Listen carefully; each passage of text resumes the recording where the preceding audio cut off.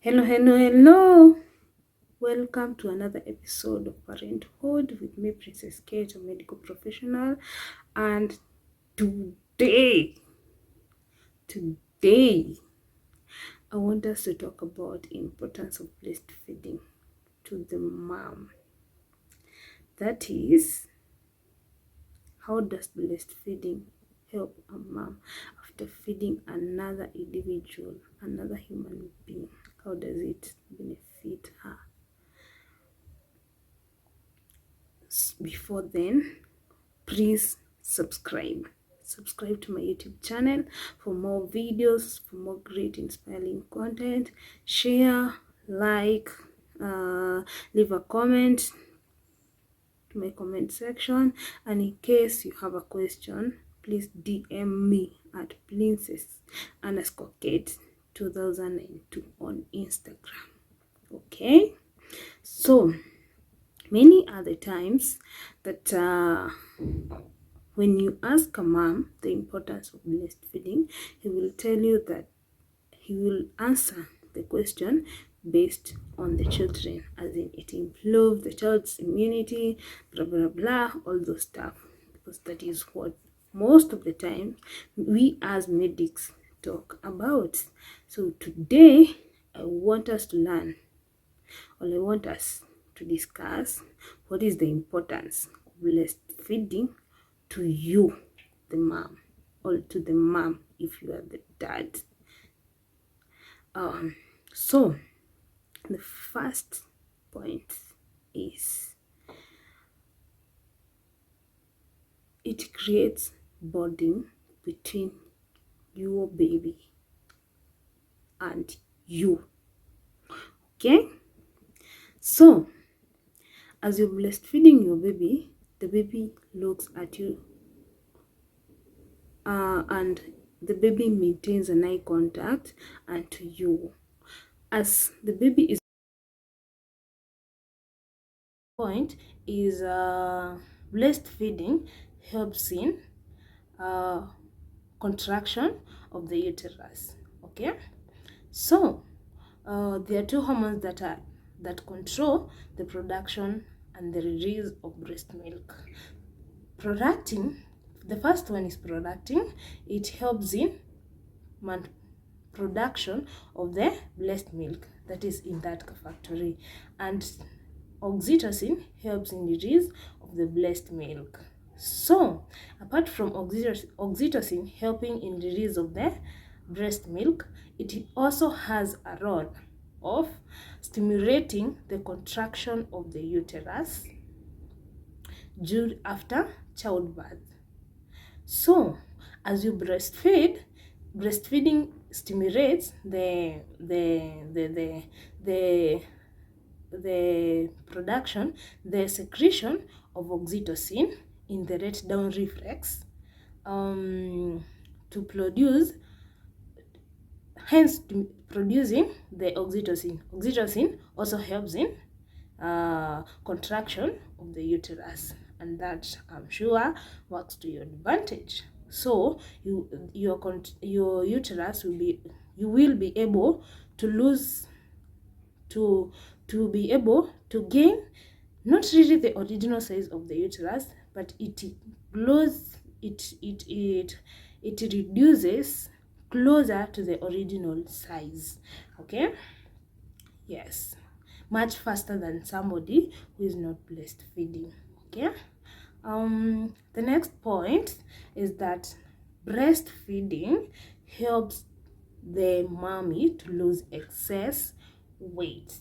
Okay, during breastfeeding, your cells, the high levels of progesterone, the highest levels of oxytocin. Progesterone is a pregnancy maintaining hormone. The high levels of those two hormones stimulate the cells of the pancreas to store a lot of glucose in preparation for in case this mom starves. Okay, so when you give birth, all that fat, all those starch, all those stored starch, that is glucose, all those proteins, they are left back to your body. So to lose that excess weight, it is secreted together with the breast milk. So the excess starch, the excess proteins, the excess fats, all those are secreted through the breast milk, and that's helping you to lose excess weight. Okay. The fourth point, it lowers the risk of infection. Okay, breastfeeding lowers the risk of infection. Okay, so when you are breastfeeding, it's the fact that you're breastfeeding, there are cells that are high. In the previous point, we talked about prolactin, we talked about oxytocin as hormones. So when those two hormones are high, they antagonize, that is, they work directly opposite to progesterone and estrogen. There are tumors that grow due to their environment must be harbored by the presence of progesterone and the process of estrogen. So if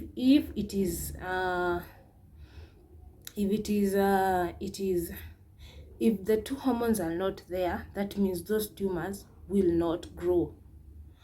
And if you're breastfeeding, that means they will regress because they don't have the right environment for them to grow. Tumors like endometrial cancer, ovarian cancer, that is, breastfeeding protects. Okay, protects, but it does not heal. Okay, again, if you have some types of fibroids and you breastfeed, during that breastfeeding, fibroids grow in when you have fibroid must grow when you have progesterone and estrogen levels high. That is, the progesterone and estrogen must be there for them to grow. So when you're breastfeeding, prolactin and oxytocin are the hormones that are high. So estrogen and progesterone are down. That means the fibroids will regress. That is, they will shrink, therefore working to your advantage. The next point, the fifth point, is that breastfeeding saves your time, saves your money, mommy.